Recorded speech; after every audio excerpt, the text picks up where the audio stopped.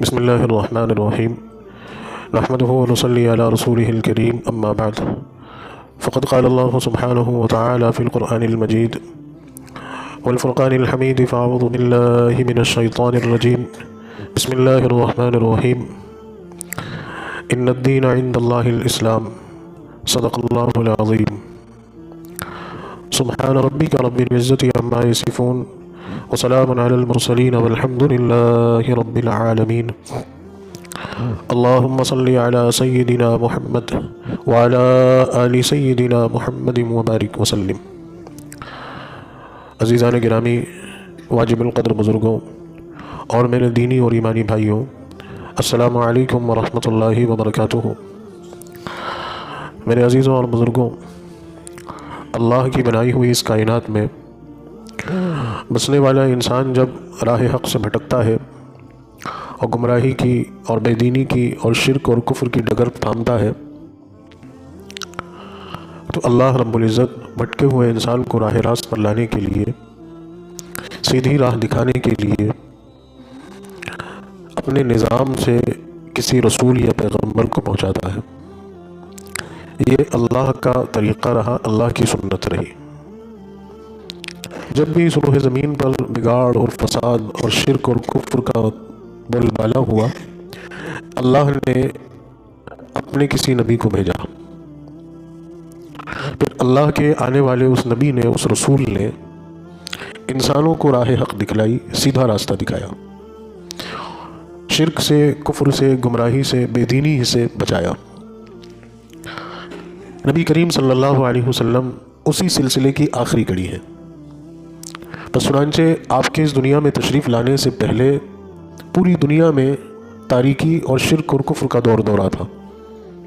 انسان اپنے حقیقی معبود کو بھول چکا تھا اور اس نے خود ساختہ اپنے معبود اپنے ہاتھوں سے بنا لیے تھے.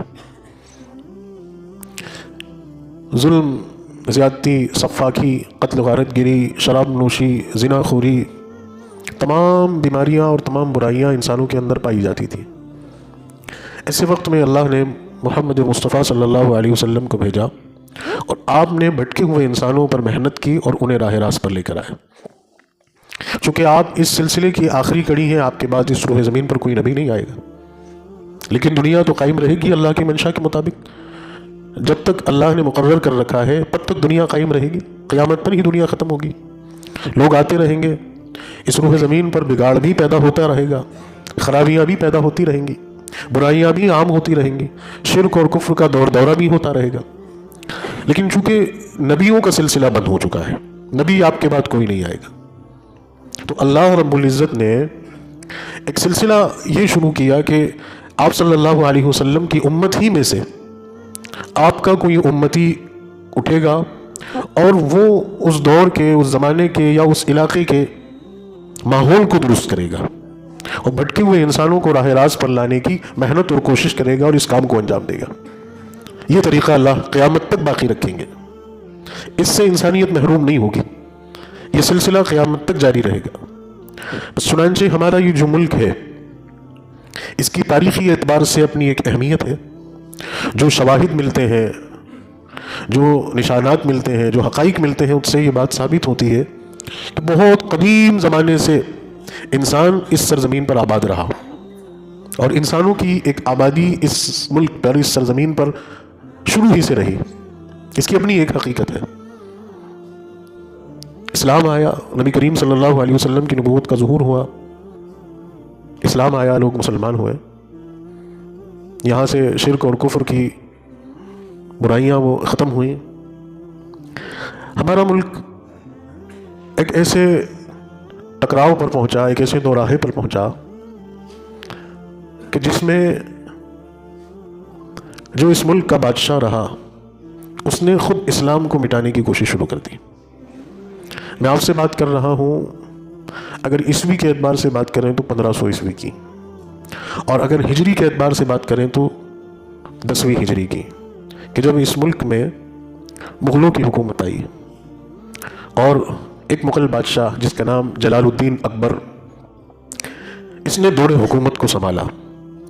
جب یہ تخت نشین ہوا تو کہتے ہیں کہ شروع میں تو یہ بڑا اسلام پسند تھا اسلام سے ہمدردی، اسلام سے محبت اور اسلام پر عمل پیرا تھا، اہل علم حضرات کی قدر کرتا تھا، علماء کو اپنے دربار میں رکھتا تھا، لیکن دھیرے دھیرے وقت گزرتے گزرتے گزرتے اس کے دل کے اندر اسلام کی قدورت بیٹھتی گئی، اور دھیرے دھیرے اسلام کی نفرت اس کے اندر پنپنے لگی اور وہ پروان چڑھنے لگی۔ خلاصہ کلام یہ کہ یہ اس نتیجے پر پہنچ گیا اسلام کی نفرت میں کہ اس نے یہ اعلان کر دیا کہ میں ایک نیا دین جاری کرنے والا ہوں، جس کا نام رکھا گیا دین الہی۔ یہ کیوں ہوا، اس کی وجہ کیا رہی، وہ دوسرا ایک الگ موضوع ہے۔ ابھی سمجھنے کی بات یہ ہے کہ اکبر جو کہ پورے بھارت پر جس کی حکومت تھی، اور آج کے اس دور کا بھارت نہیں، وہ بھارت کے جس میں افغانستان تک کا علاقہ شامل تھا، پاکستان اور بنگلہ دیش جو بھارت کا حصہ ہوا کرتے تھے، یہ پورے اس وسیع و عریض خطے پر اس کی حکومت تھی۔ اس نے اپنا ایک نیا دین جاری کرنے کا اعلان کر دیا، اور وہ جو دور تھا، اس دور کا حال یہ لکھتے ہیں کہ اسلام کی نفرت اس حد تک بادشاہ کے دل میں اتر گئی تھی کہ اس نے دھیرے دھیرے اسلام کے شعار کو مٹانا شروع کر دیا تھا، اور ہندو ریتی رواج اس نے اپنا لیے تھے، ہندو سنسکرتی کے مطابق اس کی زندگی ہو گئی تھی، ہندو دھرم کے تہواروں کو بڑے جوش و خروش سے منانے لگا تھا۔ اس کے دربار میں، اس کے راج گھرانے میں یا اس کے محل میں ہندو عورتیں زینت بنی ہوئی تھیں، ہندو عورتوں سے اس نے شادی کی ہوئی تھی، وہی رسم وہی رواج اس نے اپنا رکھا تھا۔ شراب خانہ دربار کے اندر موجود تھا، جوئے کے اڈے کھول دیے گئے تھے، اور جوا کھیلنے والے جواریوں کو سرکاری خزانے سے پیسے دیے جاتے تھے۔ اذانوں پر پابندی لگا دی گئی تھی، خنزیر کے گوشت کو، کتے کے گوشت کو عام کر دیا گیا تھا۔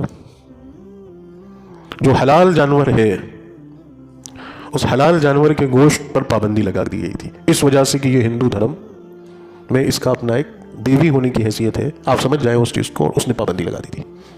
غرض یہ کہ اسلامی شعار اس نے سب ختم کر دیے تھے، اور ہر ایک کے لیے دربار میں آ کر سر جھکانا اور بادشاہ کے سامنے سجدہ کرنا یہ لازم قرار دے دیا تھا۔ جب ہندوستان کے اوپر یہ حالات آئے، آپ ذرا سوچئے کہ بادشاہ وقت یہ فیصلہ کر لے کہ میں اپنا ایک نیا دین بنانے جا رہا ہوں، تو رعایا کو تو وہ اپنانا ہی پڑے گا، عوام تو کسی طرح ان کے لیے کوئی چارہ کار نہیں ہے کہ وہ اس سے چھٹکارا پالے، ان کو تو ماننا ہی پڑے گا۔ اور بادشاہ بھی وہ کہ جو ایک بڑے علاقے پر جس کی حکومت ہے، آج کے زمانے کا کوئی سیاستدان نہیں ہے کہ جس کو 5 سال بعد پھر الیکشن لڑنا ہو، یا جس کی اپنی ایک سیاسی پارٹی، اس کے ایجنڈے، اس کے پروٹوکال اور اس کا دباؤ، یا کوئی اپوزیشن پارٹی یا کوئی اپوزیشن لیڈر کہ اس کے فیصلے پر، اس کے حکم پر پارلیمنٹ میں اس سے بحث کرے، کوئی اس کا تو کوئی تھا ہی نہیں نا، اسے تو کوئی روکنے والا، ٹوکنے والا، کوئی کچھ کہنے والا نہیں تھا۔ وہ جو کہہ دے لوگ اس پہ سر جھکائیں گے اور کہیں گے کہ بادشاہ سلامت، آپ کے اس فیصلے سے ہم راضی ہیں اور خوش ہیں، آپ کریے، آپ کو کون روک سکتا ہے۔ سوچیے کتنے خطرناک حالات ہوں گے، کتنا خطرناک دور ہوگا۔ اسلام کو خرید خرید کر مٹانے کی یا ختم کرنے کی مہم شروع ہو چکی تھی۔ اس دور میں، اس زمانے میں اللہ رب العزت نے ہندوستان کے مسلمانوں کو شرک اور کفر کے سیلاب میں بہنے سے روکنے کے لیے اور اس دلدل میں پھنسنے سے بچانے کے لیے، ان کے ایمان کی حفاظت کے لیے اور صحیح راستے اور صحیح ڈگر پر لانے کے لیے ایک مرد مجاہد کو، ایک مرد مجدد کو پیدا کیا۔ اسی دور میں، اسی زمانے میں پنجاب کا ایک علاقہ جسے سرہند کہتے ہیں، سرہند میں ایک بچہ پیدا ہوا، ایک بہت ہی دینی اور علمی گھرانے میں، اور اس خاندان کی نسبت یہ ہے کہ یہ سلسلہ، اس خاندان کا شجرہ اور اس خاندان کا نسب جا کر ملتا ہے حضرت عمر فاروق رضی اللہ تعالیٰ عنہ سے۔ اس خاندان میں، اس گھرانے میں ایک بچہ پیدا ہوا جس کی ولادت سے پہلے اس بچے کے باپ نے ایک خواب دیکھا۔ پہلی رات میں کسی نے سے ایک نور نکلا، اور اس نور سے پورا علاقہ فیضیاب ہو گیا، اور شرک اور کفر پر آمادہ لوگ اور آمادہ کرنے والے لوگ عاجز اور بے بس ہو گئے۔ جب صبح کو اس خواب کی تعبیر معلوم کی تو بتایا کہ آپ کے یہاں ایک بچہ پیدا ہوگا کہ جس کے ذریعے سے اللہ رب العزت اس سرزمین سے شرک اور کفر کے اندھیروں کو مٹائے گا، ختم کرے گا۔ اور اسی دن ایک بچہ پیدا ہوا جس کا نام شیخ احمد سرہندی رحمۃ اللہ علیہ، جنہیں دنیا امام ربانی مجدد الفسانی کے نام سے جانتی ہے۔ میں آپ سے بہت ذمہ داری کے ساتھ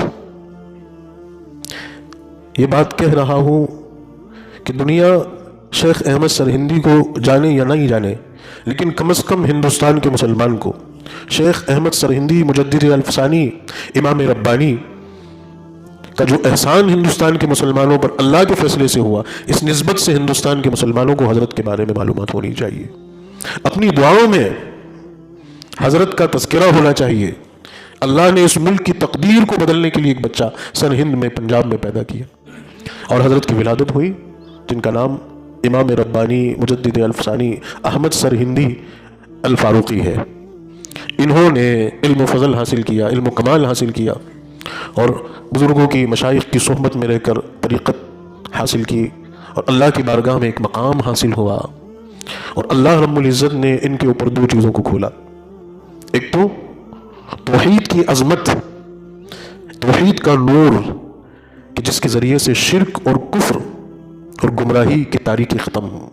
دوسری چیز اتباع سنت کا جذبہ اور شوق کہ جس کی برکت سے بدعات اور خرافات اور رسومات ختم ہو جائے. یہ دو کمال، یوں تو بہت سارے کمال ہیں، لیکن بنیادی طور پر ان دو کمال کو سر فہرست مانا گیا کہ توحید کی عظمت، توحید کا نور کہ شرک اور کفر کے اندھیرے ختم ہو جائے، اور اتباع سنت رسول اللہ صلی اللہ علیہ وسلم کی سنت پر عمل کرنے کا شوق اور جذبہ اور اس کی تڑپ کہ جس کے ذریعے سے بدعات اور خرافات ختم ہو جائے. فرماتے ہیں کہ حضرت کو سنت کا اتنا اہتمام رہتا تھا، اتنا اہتمام رہتا تھا کہ ایک واقعہ علماء نے لکھا ہے کہ ایک مرتبہ آپ نے اپنے کسی مرید سے کہا کہ جاؤ فلاں جگہ لونگ رکھی ہوئی، وہ جو کھانے کی لونگ آتی ہے، وہاں فلاں جگہ طاق میں لونگ رکھی ہوئی، لونگ لے کر آ جاؤ. وہ صاحب گئے اور وہ ہے نا وہاں سے لونگ اٹھا کر لے کر آئے اور انہوں نے حضرت کے ہاتھ میں رکھ دی. اب آپ نے وہ لونگ گینی تو وہ 6 لونگ تھی. آپ سنت کا جذبہ دیکھیے، سنت پر عمل کرنے کا شوق دیکھیے اور سنت سے محبت دیکھیے. وہ لونگ 6 تھی. آپ نے کہا کہ ایک کاش تم طاق عدد میں لونگ لے کر آتے. طاق عدد کس کو کہتے ہیں؟ 1 3 5 7 9 11 13 15 17 یہ طاق عدد ہوتے ہیں، اور جفت عدد ہوتے ہیں 2 4 6 8 10 12. تو فرمایا کہ اللہ واحد ہے اور اللہ وطر کو پسند کرتا ہے، اور یہی رسول اللہ صلی اللہ علیہ وسلم کی سنت تھی. میں یہ چاہتا تھا کہ میرے پاس یہ کھانے کی جو لونگ آئی یہ بھی طاق عدد میں آتی.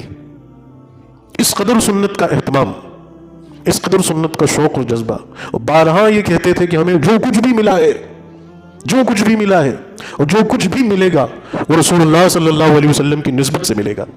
ہم جو کچھ بھی ہیں وہ رسول اللہ صلی اللہ علیہ وسلم کی نسبت سے ہیں.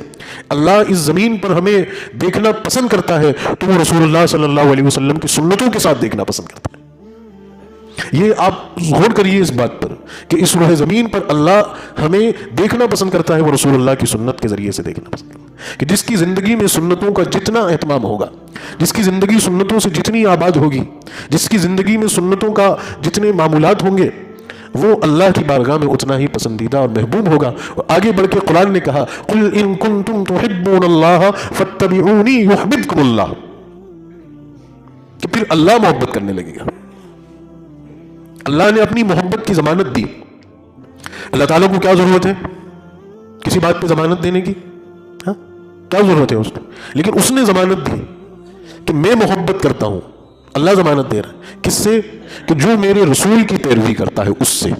تب جو کوئی بھی یہ چاہتا ہے، اس کے لیے تو پیسے نہیں خرچ کرنے پڑ رہے نا، اس کے لیے تو کوئی عہدے کی ضرورت نہیں ہے نا، اس کے لیے تو بہت بڑی کوئی ڈگریوں کی ضرورت نہیں ہے نا، اس کے لیے تو بہت زیادہ مال کی بھی ضرورت نہیں ہے. جو یہ چاہے کہ اللہ اس سے محبت کرے، خالق کائنات اس سے محبت کرے، مالک یوم الدین اس سے محبت کرے، روز جزا کا مالک اس سے محبت کرے، کہ ہوائیں جس کے حکم سے چلتی ہیں، بارش کے قطرے جس کے حکم سے برستے ہیں، زمین غلہ جس کے حکم سے اگاتی ہے، انسان کو موت اور زندگی جس کے حکم سے ملتی ہے، صحت عافیت تندرستی جس کے حکم سے ملتی ہے، کائنات کا ذرہ ذرہ اس کے حکم کا محتاج ہے، وہ کن فیکن کا مالک ہے. وہ ذات اگر محبت کرے، اور یہ جو چاہتا ہے کہ جس سے محبت کرے، آسان طریقہ آسان تدبیر. حضرت فرماتے ہیں اللہ کا قرآن کہتا ہے کہ وہ رسول اللہ صلی اللہ علیہ وسلم کی اتباع کرے، وہ رسول اللہ صلی اللہ علیہ وسلم کے طریقے پہ عمل کرے. اللہ اس سے محبت کرے. اور رسول اللہ کے طریقے کو کیا کہتے ہیں؟ کیا کہتے ہیں؟ بتائیے نا کیا کہتے ہیں؟ سنت کہتے ہیں نا. اچھا اب آپ دیکھیے کہ ہم کس درجے میں آ گئے. ہمارے زوال کی کیا انتہا ہو گئی کہ اگر عام عرف میں اگر بات کی جائے اور پوچھا جائے کہ بھئی سنت کسے کہتے ہیں, آپ سنت پہ عمل کرتے ہیں؟ عام ذہن میں جو تصور بنتا ہے وہ یہ کہ بھئی سنت جو فرض نماز سے پہلے ہوتی ہے یا فرض نماز کے بعد ہوتی ہے, ہم تو پڑھتے ہیں سنت. یہیں تک سنت کا دائرہ محدود ہو گیا اور اسی کو سمجھا جاتا ہے کہ یہی سنت ہے. اور اس میں بھی حال یہ ہے کہ کوئی پڑھتا ہے کوئی نہیں پڑھتا ہے, اور کوئی شوق سے پڑھتا ہے, کوئی بوجھ سے پڑھتا ہے, کوئی جذبے سے پڑھتا ہے, کوئی سرسری طور پر پڑھتا ہے. اس میں کوئی دو رائے نہیں کہ یہ سنت نہیں, یہ سنت ہے لیکن یہ عبادت کی سنت ہے. دل دماغ کے پردوں کو کھول کر سنیے کہ یہ عبادت کی سنت ہے. یہ جو ہم پڑھ رہے ہیں یہ عبادت کی سنت ہے. اور رسول اللہ صلی اللہ علیہ وسلم, میں ایک سوال دے رہا ہوں آپ کو, سب کی طرف سے جواب آنا چاہیے. کیا رسول اللہ صلی اللہ علیہ وسلم ہمیں صرف عبادت سکھانے آئے تھے؟ صرف عبادت سکھانے آئے تھے؟ کیا صرف نماز سکھانے کے لیے اللہ نے بھیجا تھا؟ کس لیے آئے تھے رسول اللہ صلی اللہ علیہ وسلم؟ سبحان اللہ, زندگی سکھانے آئے تھے, زندگی سکھانے آئے تھے. رسول اللہ کا لایا ہوا دین مسجد کی چار دیواری تک محدود نہیں ہے. رسول اللہ کا دین مسلمان کی پوری زندگی میں ہے. اب وہ چاہے مسجد میں ہو, چاہے اپنے گھر میں ہو, چاہے اپنی دکان پہ ہو, چاہے اپنے بازار میں ہو, چاہے وہ فیکٹری میں ہو, چاہے وہ شادی میں ہو, چاہے وہ میت میں ہو, چاہے وہ سفر میں ہو, چاہے وہ حضر میں ہو, چاہے وہ اپنے کھیت پر ہو, چاہے وہ اپنے بستر پر ہو. یہ رسول اللہ صلی اللہ علیہ وسلم کا دین ہے کہ انسان کا اٹھتا ہوا قدم جو اس نے آگے بڑھنے کے لیے اٹھایا اور اگلا ہی قدم جو اس نے زمین پر رکھنے کے لیے جمایا, اس طریقے تک کو سکھانے کے لیے ہے کہ آپ کا جو آگے بڑھنے کا جو قدم ہوگا وہ کیسا ہوگا, کتنا ہوگا, کس طرح ہوگا. زمین پر جب قدم کو رکھنا ہے تو اس قدم کے رکھنے کا انداز کیا ہوگا, اس کا سلیقہ کیا ہوگا اور وہ طریقہ کیا ہوگا, وہ تک سکھانے آئے.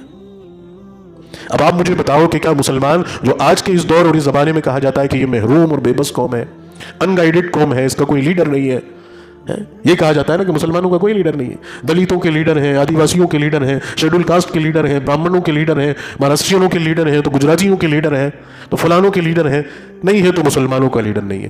یہ بات کہی جاتی ہے اور اس بات کو ہم بھی مانتے ہیں. اچھے خاصے ہمارے پڑھے لکھے دانشور لوگ وہ بھی کہتے ہیں کہ ہمارا تو کوئی لیڈر نہیں. لیڈروں کا فقدان ہے.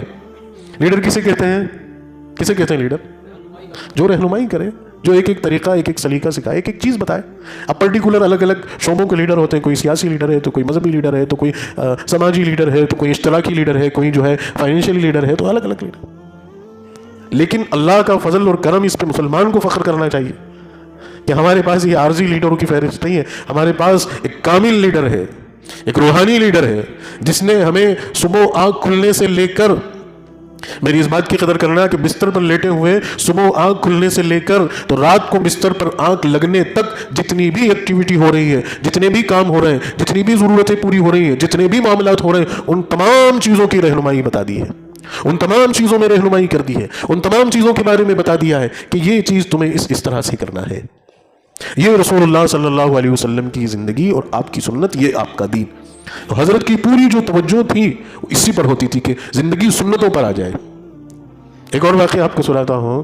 ایک صاحب بڑی امید کے ساتھ دور دراز سے سفر کر کے جو ہے ان کی خانقاہ پر آئے اور کئی دن تک انہوں نے وہاں پر قیام کیا, وہاں کے معمولات میں رہے اور اس شوق سے آئے تھے کہ اتنی بڑی ہستی ہے تو ان کی کوئی کرامت میں دیکھوں, کوئی کرامت مجھے دکھے.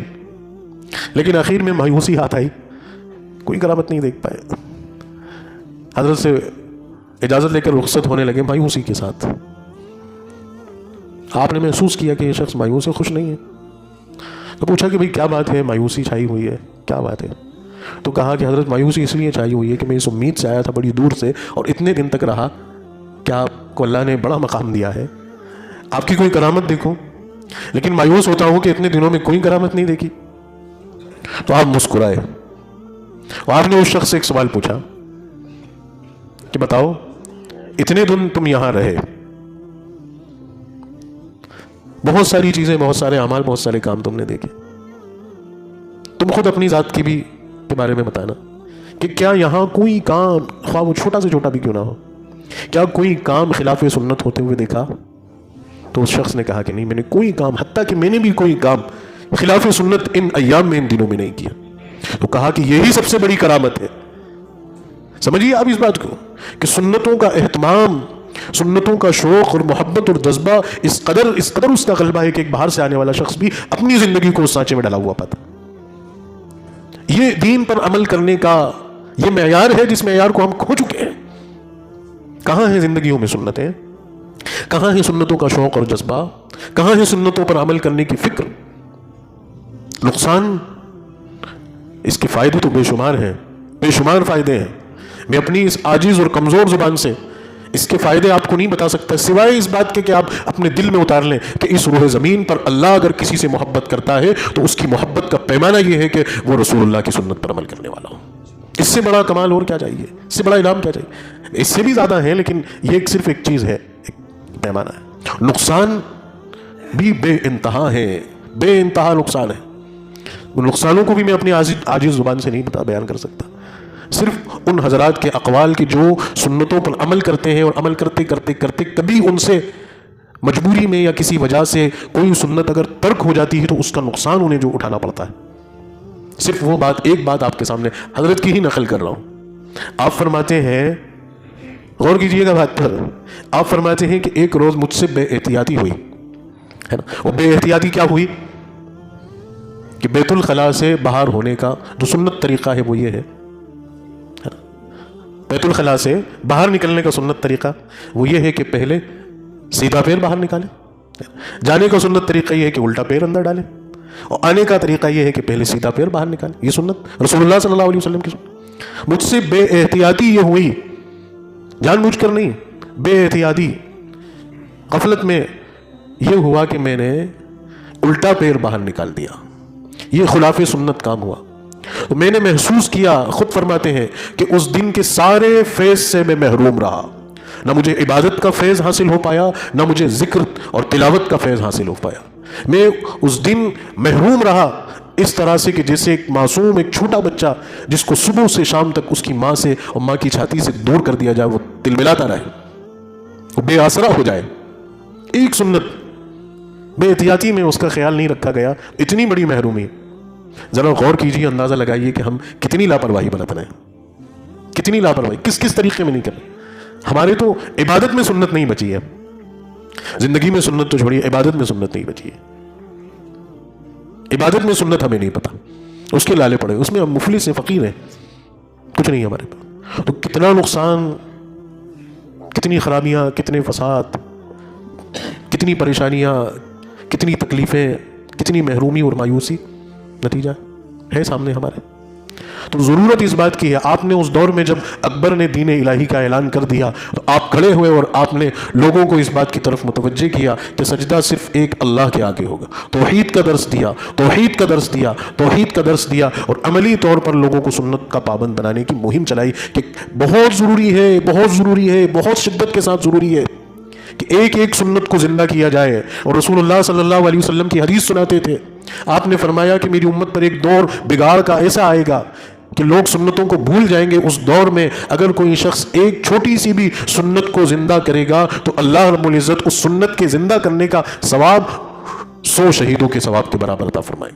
اسی دور میں ہم جی رہے ہیں کہ جس میں سنتوں کا اہتمام، سنتوں پر عمل کرنے کا شوق اور جذبہ ہماری زندگیوں سے نکل چکا ہے، اس کی فکر ہماری زندگیوں سے نکل چکی. تو اس دور میں حضرت نے یہ مہم چلائی کہ ایک ایک مسلمان کی زندگی جو ہے اس سنتوں پر آ جائے.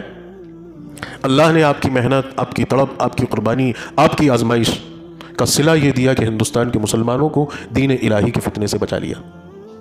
درمیان میں بہت سارے حادثات اور معاملات ہوئے. آپ کو نکلنا پڑا سرہند سے، پنجاب سے.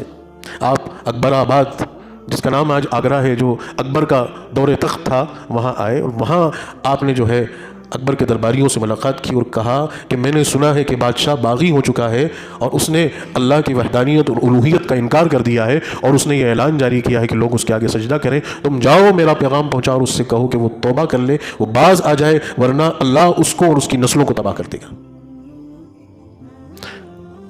درباریوں نے اکبر سے یہ بات کہی اور اس نے اس بات پر غور نہیں کیا، اور اس نے کہا کہ یہ کوئی درویش ہے، کوئی صوفی ہے، ایک بزرگ ہے، اس کے چیخنے چلانے سے کچھ نہیں ہوگا. اور حضرت کو ان کے حال پہ چھوڑ دیا اور اب شدت کے ساتھ ایک فرمان جاری کیا کہ سرزمین ہندوستان پر رہنے والے لوگوں کو دین الہی فالو کرنا پڑے گا. اور دین الہی کیا تھا؟ تمام دھرموں کا سنگم تھا، تمام مذاہب کا سنگم تھا، جس کو آج کے اس دور میں سیکولرزم آپ کہنا کہ ہندوتو کا بھی رسپیکٹ ہوگا، کرسچینٹی کا بھی رسپیکٹ ہوگا، اور یہودیت کا بھی رسپیکٹ ہوگا، اور سکھزم کا بھی رسپیکٹ ہوگا. اور مسلمان یہ بڑھ کر یہ کرنے لگیں کہ وہ ہندو ریتی رواج اور تہواروں پر بھی شبھ کامنائیں اور مبارکباد دینے لگیں. کرسچنوں کو جب کرسمس آئے تو وہ ہیپی کرسمس کہنے لگیں، اور سکھوں کو بھی وہ مبارکباد دینے لگیں، اور یہ ساری چیزیں کرنے لگیں. یہ دین الہی کا سنگم تھا کہ تمام مذاہب برابر، سب کا رسپیکٹ ہوگا. یہی تو دین الہی تھا. اور یہی سیکولرزم کا بھوت آج دنیا میں عام ہے، اور مسلمانوں میں بھی عام ہے. دیکھو آپ status, happy Diwali, happy Holi, happy Christmas, happy Dussehra. میں اور کیا کیا کہوں، آپ لوگ سب مجھ سے زیادہ سمجھدار اور سوشل میڈیا چلانے والے. یہی تو شرک اور کفر کی حد ہے. اب بچا کیا ہے؟ جب آپ نے اس کی مبارکباد دے لی، اس کو ایک پرو خوشی کا مان لیا، اب بچا کیا؟ بس اب یہی بچا ہے کہ آپ کے ماتھے پہ تلک باقی رہ گیا، آپ نے ہاتھ جوڑنا باقی رہ گیا، یا آپ نے کسی چرچ میں کسی گرجے میں جا کے جو ہے آپ نے پرارتھنا اور پریئر کرنی باقی آپ کی رہ گئی، یا کسی گرودوارے میں سر پہ رومال باندھ کے آپ کو جو ہے وہاں دو زانوں بیٹھ کر جو ہے متھا ٹیکنا یا ہاتھ جوڑ کر جو ہے وہ کرنا باقی رہ گیا. اتنا سی باقی رہ گیا، اور اسی میں آپ کی نماز میں یہ ہو گیا. تو یہ اس دور کا فتنہ تھا. حضرت کھڑے ہوئے، حضرت نے بڑا کام لیا اور ہندوستان کے مسلمانوں کو بچایا. اکبر کا انتقال ہوا. اکبر کے بعد اکبر کا بیٹا جہانگیر وہ تخت پر بیٹھا. شروع میں یہ بھی خلاف رہا، اور اس نے اپنے باپ کے دین کو، دین الہی کو پروان چڑھانے کی مہم چلائی. اور اس نے اتنا کیا کہ اس نے حضرت کو قید کروایا، اور قید کروا کے آپ دیکھیے کہ دین پر عمل کرنا، اور خاص طور سے دین کا کام کرنا بغیر آزمائش اور قربانی کے اس روح زمین پر کبھی ہوا ہی نہیں ہے.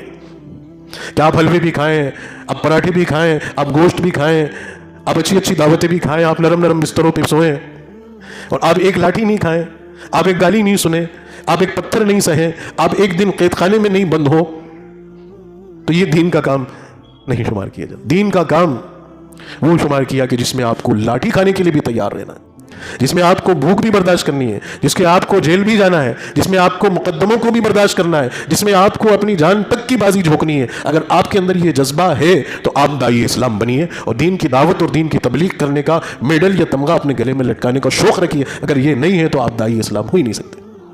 یہ شواہد ہے، یہ حقائق ہے. آپ ذرا سوچیے تو ہم اور آپ کیا انبیاء علیہ السلام کو گزرنا پڑا. دیکھیے حضرت ابراہیم کو، دیکھیے حضرت نوح کو، دیکھیے حضرت عیسیٰ کو، دیکھیے حضرت یوسف کو، دیکھیے حضرت موسیٰ کو، اور دیکھیے آخر میں جناب محمد رسول اللہ کو. کیا آغاز ہوتا ہے 3 سال کے شیب ابی طالب کے بائیکاٹ سے کہ شیب ابی طالب میں لے جا کر پٹک دیا محمد رسول اللہ کو اور آپ کے اہل خاندان کو، یا آپ سے نسبت رکھنے والے تمام لوگوں کو.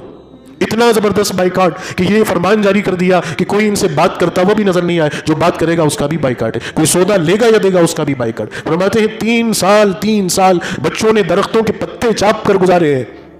مائیں بلبلا اٹھی، نونہال جب گود میں بچہ تڑپتا تھا، بھوک کے مارے چیختا تھا تو تڑپ جایا کرتی تھی کہ اللہ کا عرش نہیں لرزتا ہوگا، کہ اللہ کی رحمت جوش میں نہیں آتی ہوگی. ان معصوموں کو، ان بھوکوں کو تڑپتا ہوا دیکھ کر اللہ کا غصہ یا غضب جوش میں نہیں آتا ہوگا.